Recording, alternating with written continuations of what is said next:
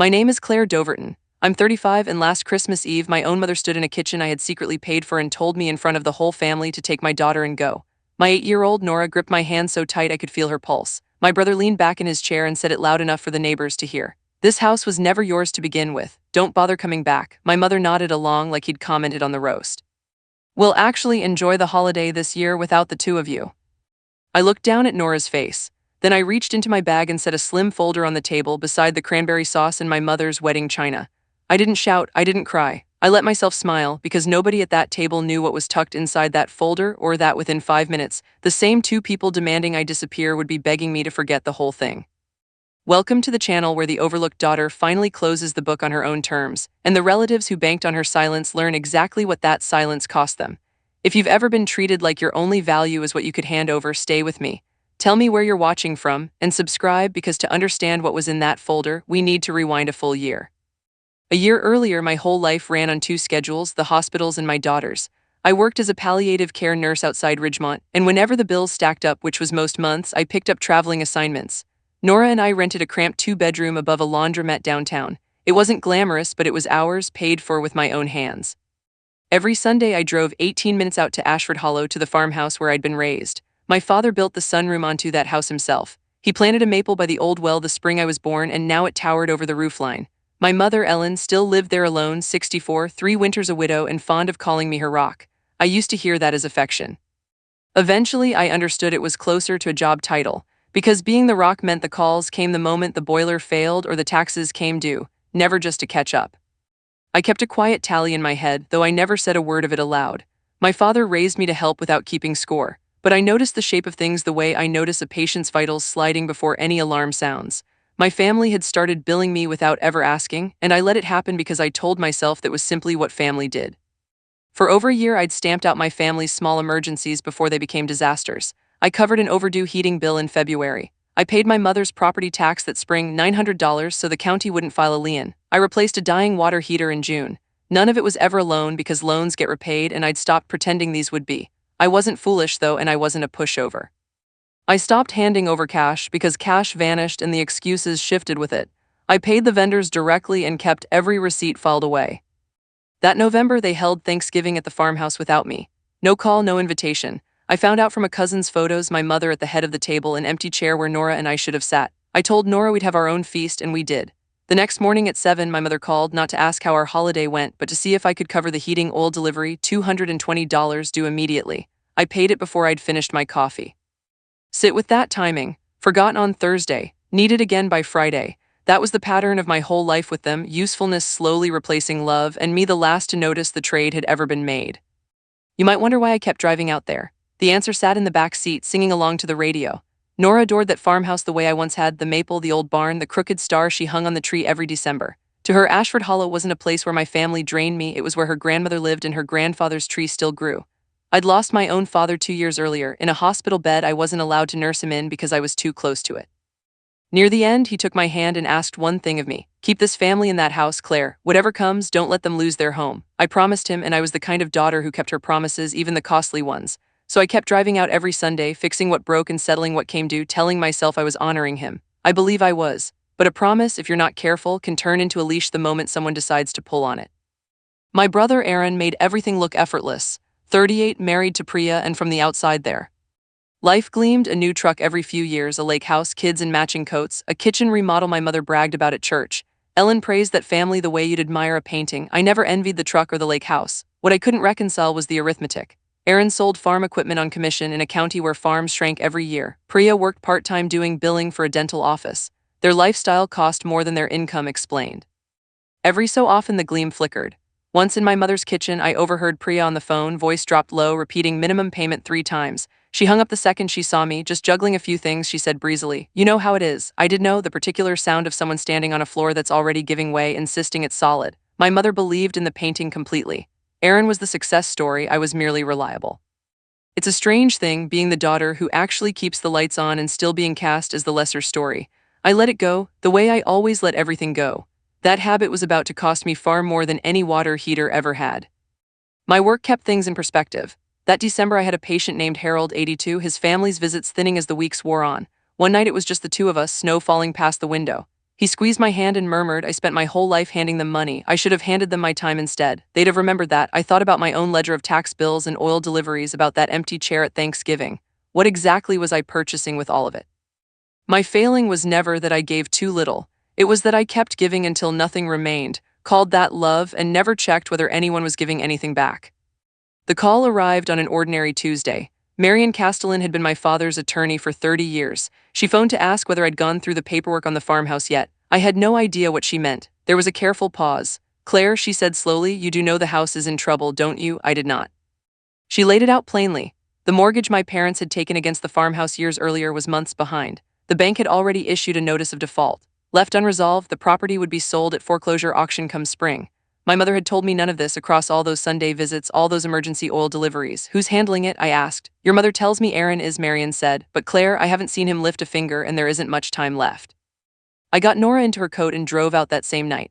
My mother opened the door surprised, and her first expression wasn't warmth, it was calculation, gone in an instant. I asked about the mortgage directly, she waved it off. Don't concern yourself with grown-up matters. I told her I'd spoken with Marion. For half a second her composure cracked, then the mask slid back. Now don't make this into a scene, she said. You always did overreact. Aaron is handling it, he has a plan. She couldn't say what the plan was. She talked around it, about how everything was in motion, about how I always needed to control everything. Mom, I said quietly, the auction is set for spring. Does Aaron understand that? She lifted her chin. Aaron understands more than you give him credit for. I understood something cold settle into place. She wasn't going to let me help through the front door. Whatever I did, I'd have to do quietly without her blessing. That night, once Nora was asleep, I opened an account I rarely touched, 3 years of traveling contracts, of overnight shifts in cities where I knew nobody, of eating cheaply so the balance could climb. It wasn't a fortune, but it was more than my family would have guessed. I ran the numbers slowly twice. What would it take to stop a foreclosure? Whether a single nurse with decent credit could stand at that auction and win. I wouldn't beg my mother to let me pay off her mortgage, she'd only refuse, or let Aaron take the credit or spend it on something else. If that house was heading to auction, I would be the one standing there. I'd buy it outright in my own name. Once it was secure, I'd hand it back as a gift, mortgage gone, free and clear. A Christmas nobody would ever forget. I told no one, not Marion, beyond what her work required, not my mother, not Aaron. I've replayed that decision 1,000 times since. Keeping it secret was my first mistake. It also turned out to be the only weapon they left me, because you cannot betray a secret nobody ever told you. The next morning, Marion spread the files across her desk like an X-ray. The picture was worse than my mother's shrug suggested. There's exactly one clean way to protect this house, Marion said. Whoever wants it has to show up at that auction and win it with financing, I'll read. Why arranged, cash and paperwork only. I asked her not to breathe a word to my mother or brother. Your father worried about this, she added, money in this particular family. He worried constantly. I asked what she meant. She simply squared the folders and said we'd revisit that when the timing was right. A small light switched on in the back of my mind and it refused to switch back off. Winning at auction meant raising more money than I had sitting idle, so I worked. A staffing agency had an opening 4 hours away, 8 weeks, crisis-level pay because nobody else wanted it. Overnight shifts in an understaffed cardiac unit. It meant leaving Nora with my neighbor Denise on weekdays and driving home exhausted just to hold her. I took the contract without hesitating. That's the piece my family would never understand later when they tried to paint me as heartless. Everything I did that winter, I did for an 8-year-old, a maple tree, and a promise made to a dying man. I video called Nora every night from a bare rented room. Some nights she cried and asked when I was coming home. But every shift laid another brick in the wall that would keep her grandmother's roof standing. I banked every dollar, ate cheap, worked doubles, and watched the balance climb toward the number Marion and I had settled on. By the time the 8 weeks ended, I had just barely enough. The auction took place on the courthouse steps in March, old snow crusting the sidewalks. Roughly a dozen people showed up, most of them investors with clipboards, sizing up the farmhouse the way a butcher eyes cattle. Hearing them mutter about lot size and tear-down value nearly broke me. My father's sunroom, my mother's kitchen, Nora's tree, reduced to line items. The bidding opened. A man in a puffy vest bid against me. Then a woman with an investment firm's logo joined in. I kept my face still and thought of every overnight shift that had built the money I was spending. When the woman finally shook her head and stepped back, the auctioneer called it once, twice, and brought the gavel down. Sold to me. I signed the paperwork that same afternoon, my hand shaking so badly I had to brace it against the desk. The deed would read Claire Doverton, sole owner, not my mother, not Aaron, me. I sat alone in my car afterward and finally cried. It wasn't about the money. It was that the maple was safe, the sunroom was safe, and I had kept my promise to my father with my own 2 hands. All that remained was the sweet part, giving it back. I let myself imagine my mother's face the instant she understood the house was hers again, saved. That image kept me warm for months. It was never going to unfold the way I pictured it. A wiser woman might have called a family meeting on the spot back in March. I wanted it to feel like a gift, not a transaction, and some quiet instinct told me to hold my cards until I understood the whole board, so I said nothing. My mother went on living in the farmhouse, apparently believing Aaron's mysterious plan had succeeded. She never asked how the auction resolved. People rarely ask questions when they're afraid of the answer. Through spring and summer, I kept doing what I'd always done, only quieter. I paid off a nagging credit card balance in my mother's name, $1,100. I cleared a small business loan carrying both Aaron's and Priya's names because a loan officer mentioned it was about to be sent to collections and would tank my mother's co-signed credit along with it. I didn't tell any of them. I simply lifted the weights off, one at a time, and filed every statement away. By that summer, I didn't just own the house they were living in, I held the paper on nearly every debt attached to my family. It was clearing that business loan that first showed me a real crack. The original loan amount was far larger than any equipment salesman's household should have needed. Aaron and Priya hadn't borrowed for a vacation. They'd borrowed like people bailing water out of a sinking boat. I saw that crack widen at a 4th of July gathering. I'd slipped into the back hallway for a bandage and overheard Aaron and Priya through the mudroom door. "We're out of runway," he said. "The refinance is the only thing that saves us, and we can't do it without the property." Priya hushed him. "It's handled. Mom's already on board. She's basically promised it to us." I ran the words like a chart, hunting for the diagnosis. They intended to refinance using the farmhouse as collateral. My mother had, in her own mind, already promised them a house she no longer owned. Every scheme they whispered about rested on a foundation that legally belonged to me. I walked back into the sunshine and smiled at my brother across the yard. He smiled back, easy as anything. Warmth had become a tool now, the same tool it had always been. As autumn set in, the Sunday visits grew harder to schedule. My mother was suddenly busy or tired. In November, my aunt Diane called, fishing gently. "You're still coming to Christmas dinner, aren't you?" "Of course," I said. There was a pause. "It's only your mother's been mentioning a family meeting that night. Something about the house. I assumed you were part of it." "This is the first I'm hearing of any meeting," I said. In Diane's silence, I heard everything she was too kind to say. There was a plan set for Christmas. Nobody had thought to tell me. Nora wandered in just then, holding up a crayon drawing of the farmhouse with a green triangle beside it. "That's Grandpa's tree," she announced. "That's where we always do Christmas." Something in my chest turned hard and clear as ice. Whatever they were planning to do to me, they were planning to do it around my daughter's Christmas. I went back to Marion to prepare what I still thought of purely as a gift. I had her draw up a quitclaim deed, transferring the farmhouse from me back to my mother, free and clear. I wrote actual checks, one to zero out the credit card balance, one significant one to cover exactly what Aaron and Priya were drowning under, the loan their desperate refinance was meant to escape. At Christmas dinner at this so-called family meeting, I would hand my mother the deed to her own home, saved, and hand my brother a check that made his refinance unnecessary. Marion watched me arrange it all and went quiet. "You're a better daughter than they've earned," she said. Then she slid one more thing across her desk, an envelope, worn soft at the corners, my father's handwriting on the front. "He left this with me," she said, "and told me to hand it over when the house came into question." "I'd say it has." I read the letter that night, alone at my kitchen table. His handwriting was shakier than I remembered. He wrote that he knew his body was failing, but his mind was clear enough to be afraid of what would happen after. "You were always the one who gave," he'd written. "Your mother knows it, and your brother knows it, and I'm ashamed to say we all leaned on it. When I'm gone, this family is going to circle around whatever's left and around that house. Grief turns some folks generous, and it turns others greedy, and I'm afraid I know which way the wind blows here." Then the lines I have never forgotten. "Keep the house if you're able, Claire, but don't let anyone spend the rest of your life keeping themselves warm at your expense. You are not a bank, you are my daughter. And if it ever comes down to choosing between this family's comfort and that little girl of yours, you choose her every single time without a shred of guilt. That isn't me asking your permission, that's me giving you an order." My father had seen all of this coming 2 years earlier from a hospital bed. He'd left me a compass: keep the home if you can, choose the child always. Something inside me settled into place, cold and calm and certain. Whatever happened at that dinner, I already knew the two things I would never surrender: the house and my daughter. For the first time in my life, I started saying no. Priya called in early December, honey dripping from her voice, and asked to borrow $4,000 just for a few weeks. A year earlier, I'd have found a way to say yes. This time I heard my father's voice. "I can't do that, Priya," I said, simple, level. There was a silence so total I could hear her breathing. "Wow," she finally said, tone gone flat and cold. "I didn't think you, of all people, would turn on family."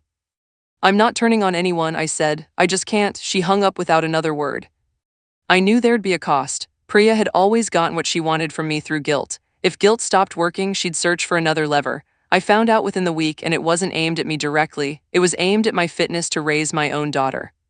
The rumor reached me through my cousin Bate. Someone in the family had been saying I was working myself into the ground and neglecting Nora, that I was unstable, disappearing on strange trips, maybe not fit to raise a child alone. I already knew the trips were the traveling contracts that saved this family's house. The neighbor was Denise, who loved Nora like her own.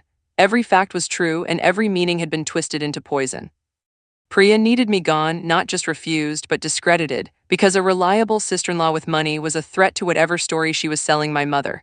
But an unstable, neglectful one, nobody would blink if she and her daughter weren't welcome at Christmas. This had stopped being about $4,000. My sister-in-law was constructing a narrative that painted me as an unfit mother, right before the night that would decide the house's fate. I understood then that the fight coming wasn't about a building at all. It was about whether they could shrink me down small enough to discard. I laid the whole situation out like a patient history until the diagnosis became impossible to deny. Aaron and Priya were WNing in debt that doesn't wait. Their one lifeline was a refinance requiring the farmhouse as collateral. To get it, they needed my mother to sign it over and needed to make sure nobody, especially me, could stand in the way. Priya was salting the ground ahead of time so cutting me out would read as good sense instead of theft. It was a decent plan with exactly one enormous flaw. The house wasn't my mother's to give away. It was mine, free of the very mortgage none of them knew had been cleared. My mother could promise the farmhouse to Aaron and Priya, and it would mean nothing because you cannot give away something you don't own. They were building an elaborate house of cards on a table that already belonged to me. The last piece clicked into place a week before Christmas. Diane called again, this time not fishing but warning me. My mother intended to use Christmas dinner to announce in front of everyone that she was giving the farmhouse to Aaron and Priya. She'd have paperwork ready, witnessed, formal. She thinks she's being a good mother, Diane said, disgusted. And Claire, I hate to say this, but they're planning for you not to be there or not for long. My mother was about to give away a house she no longer owned, promising it with witnesses to a son who was secretly bankrupt, based on a lie told about the daughter who had actually rescued it. And I was the only person at that table who would know none of it was real. The fear left me and something steadier took its place. I wasn't walking into an ambush, I was walking into a scene where I'd already read the final page. There was a date on it now. My mother's meeting was set for the dinner itself, papers and all. I could have skipped it, sparing myself the ordeal, but skipping meant letting the lie win by default. Instead, I went back to Marion one final time. We confirmed everything cold and legal. My mother could not transfer the house because she did not own it. Marion agreed to come to Christmas dinner quietly as my guest in case the truth needed a witness who couldn't be dismissed. "You're sure you want it done this way?" she asked. "They chose the stage," I said. "I'm just going to stand on it."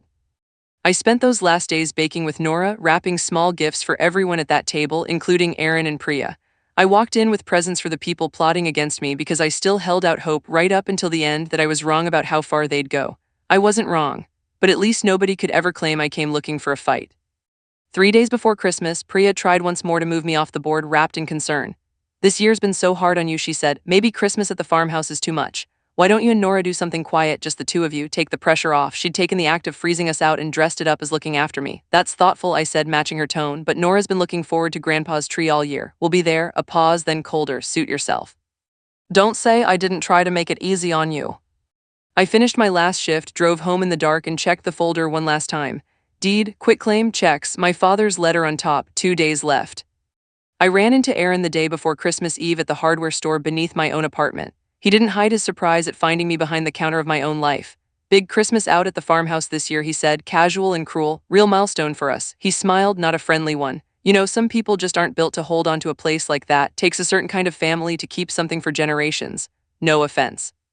I could have told him right there that the place he was already spending in his head belonged to me. Instead, I said, calm as a Sunday morning, "You're right, Aaron. It does take a certain kind of family." He missed the double meaning entirely, paid for his extension cord, and left, pleased with himself, a man walking confidently toward a cliff he couldn't see. On Christmas Eve morning, Marion gave it to me straight, point by point. The deed was clean and recorded. The gift was ready whenever I chose to sign it. The debts were documented down to the penny. "Legally," she said, "you hold every card at that table. The only question left is what kind of person you want to be while you play them."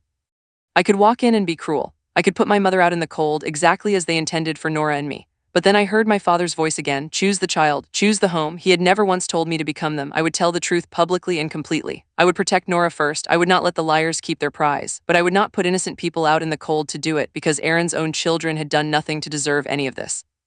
Before I left, Marion told me the last thing, the piece that turned my sadness into something harder. Priya had already consulted an attorney of her own, not about a loan, about me. She'd been asking whether my mother could legally exclude me from any claim to the house, and whether my supposed instability could be documented in case I caused trouble. My own sister-in-law had sat in some lawyer's office exploring how to prove I was unfit, so she could pull a house out from under me, all while smiling at me on the phone and offering me a restful Christmas. I sat in my car in the cold and let myself feel the full weight of it, just once, so I wouldn't feel it later when I needed to be steady. Christmas morning, Nora woke me at 6, vibrating with joy, and for a few hours I let the world stay simple. We opened our small gifts, just the two of us. We baked a tray of sugar cookies shaped like stars because Nora insisted we bring some to share. We wrapped presents for everyone, including Aaron and Priya, a scarf for her, work gloves for him, chosen back when I still held out hope. Nora helped curl the ribbon, tongue poking out in concentration, and I thought, they have no idea who they're actually dealing with. Not me, her. As we loaded the car in the early dark, I felt the two halves of the evening ahead. There was the mother getting her daughter ready for Christmas at Grandma's, ordinary and warm, and there was the woman with a folder tucked beneath the seat, capable of leveling the whole family.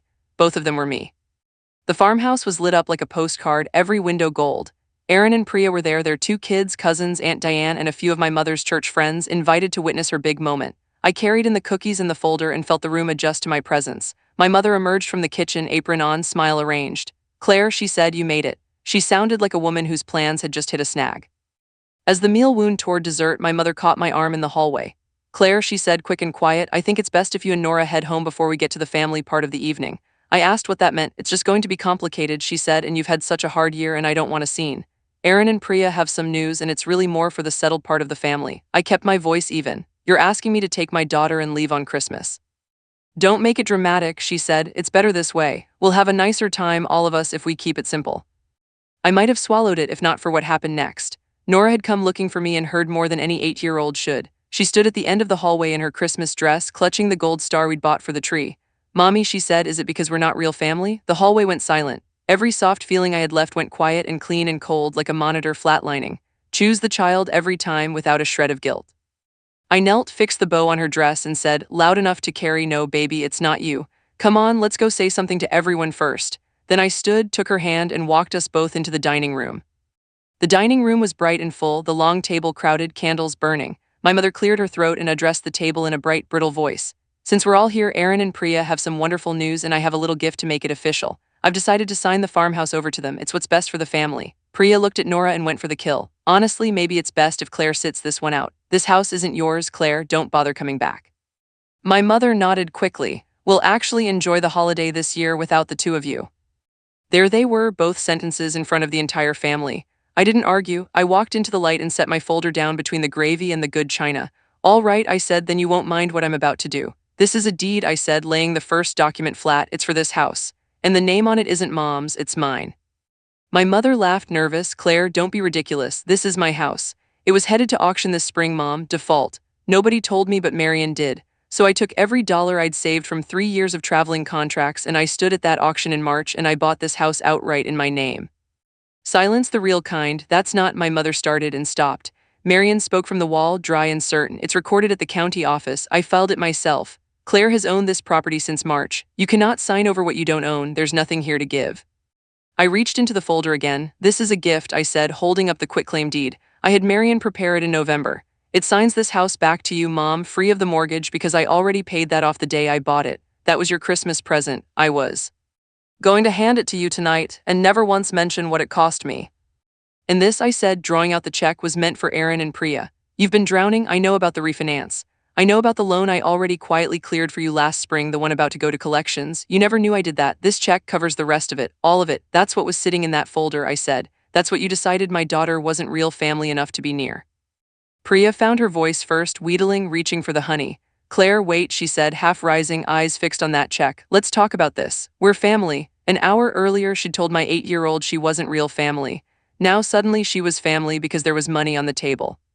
"You're right," I said, calm as still water. "You do need this. It would fix everything for you." Hope leapt into her face, naked and unguarded. And then, slowly looking my sister-in-law directly in the eye, I tore the check in half. The sound of it was the loudest thing in that room. "This was yours," I said, letting the two halves drop. "It was yours right up until you looked at my daughter and told her she wasn't real family. That's the line, Priya, not the money, her." That's when Priya came apart, screaming that I was cruel, that I'd always been jealous, that I was ruining Christmas. Aaron grabbed her arm, and I stood there, quiet, holding my daughter's hand, and let the whole table watch who actually lost their composure. It wasn't the unstable one Priya had spent weeks describing. It was Priya. My mother was still staring at the quitclaim deed. She reached for it, fingers trembling. "Claire," she whispered, "you can still give me this. Please, I'm your mother, nothing about Nora, not one flicker of remorse for a child she'd just let be cast out into the snow." Even in ruins, my mother's first thought was what she could still salvage. I picked the quitclaim deed back up, folded it closed, and returned it to my folder. I was going to give you your home back tonight, I said quietly. No strings. But you looked at your own granddaughter on Christmas and told me to take her home so the settled part of the family could enjoy the house I saved. So no, Mom, I'm not signing this tonight. The house is safe. You aren't going into the snow. But it stays in my name and things are going to look very different from here on. Aaron tried the only move left, turning it into a fight instead of a mirror. This is ridiculous, he said, red-faced. You can't just, this isn't legal. We'll get our own lawyer. Marion stepped forward, unimpressed. Please do consult a lawyer, Mr. Doverton. Here's what one will tell you. The auction was public and lawful. The deed is recorded. There is nothing to contest because nothing was ever taken from you. You never owned it. As for the debts, they were paid at Claire's discretion, fully documented. She was under no obligation. She remains under none now. Aaron looked to Priya, to my mother, and found only wreckage. All his bluster met the flat wall of the truth and slid right off it. He sank back into his chair. There was no lawsuit coming, and somewhere underneath it all, he already knew that. I didn't come here tonight to take anything, I said. I came to give. I spent a year and everything I had keeping this family's roof over their heads because my father asked me to keep us a home. I was going to walk in here and hand it all back tonight saved. You turned a gift into a fight, not me. You did that the moment you decided my daughter and I were the part of the family you could throw away. Before he died, my father wrote me something. He told me to keep the home if I could, and that if it ever came down to choosing between this family's comfort and my daughter, I should choose her every time. I looked at my mother as I said it. You made that choice easy tonight. Mom, I said softer now, you're not going anywhere. This is your home for as long as you live, but we're doing it properly with a fair written agreement. You'll cover your own honest share the way an adult does. No more secrets about the bills, no more using me and calling it love. Take those terms and you keep your home. She nodded, weeping. Then I crossed the room to where Aaron's 2 children sat frozen beside the tree, too young to understand any of it. None of this is about you either, I told them gently. You're my family and you always will be. I handed them the gifts I'd wrapped and told them there was something set aside for their future too, because whatever their parents had done, these children had done nothing. Priya watched me be kind to her kids while she sat in the ruins of her own plan, and I think that hurt her more than the torn check ever did. I gathered Nora's coat and her gold star and took one last look around that dining room. I'd gotten everything I came for. The truth was out. The home was secure. My daughter had watched our mother stand up straight without ever once stooping to their level. I took Nora's hand and we walked toward the door, and behind us the desperate scramble began. My mother called out, Claire, wait, please, let's talk. Priya was right behind her, honey pouring back on. An hour earlier they couldn't get us out the door fast enough. Now they were begging us to stay. I paused at the door and looked back, feeling no anger left, only a clean final distance. You said you'd have a better Christmas without me, I said quietly. Go on and have it. Aunt Diane rose and hugged me hard, whispering that my father would have been proud. Then Nora and I stepped out onto my father's porch into the falling snow. Nora looked up at me, still holding the gold star we never got to hang. Mommy, she said, can we still come see Grandpa's tree sometimes? I looked at the maple, dark and enormous and safe beneath the snow, the tree my father planted the year I was born on land I had bought back with my own 2 hands. Whenever you want, baby, I told her. It's your home too now on our terms. She smiled and we drove back toward town, toward our little apartment above the laundromat where everything inside it was at last truly ours.